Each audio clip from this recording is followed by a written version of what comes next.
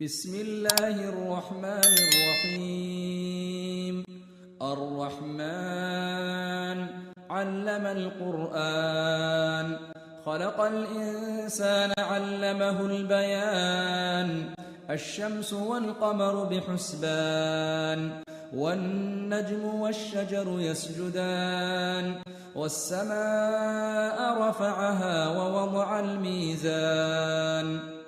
ألا تطغوا في الميزان وأقيموا الوزن بالقسط ولا تخسروا الميزان والأرض وضعها للأنام فيها فاكهة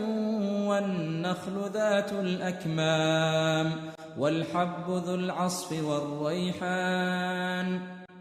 فبأي آلاء ربكما تكذبان خلق الإنسان من صلصال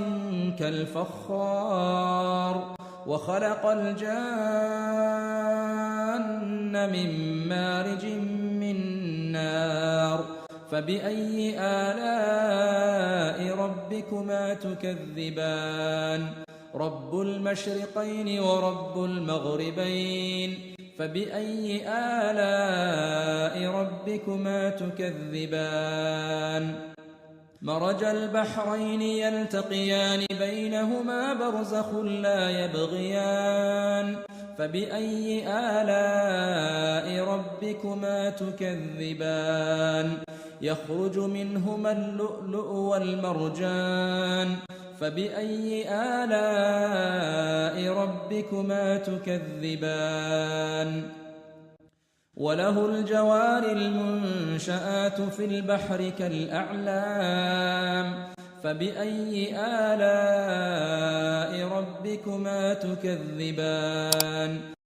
كل من عليها فان ويبقى وجه ربك ذو الجلال والإكرام فبأي آلاء ربكما تكذبان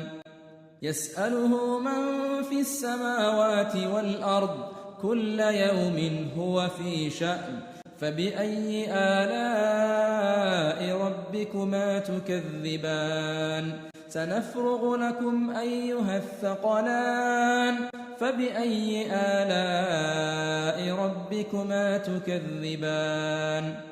يا معشر الجن والإنس إن استطعتم أن تنفذوا من أقطار السماوات والأرض فانفذوا لا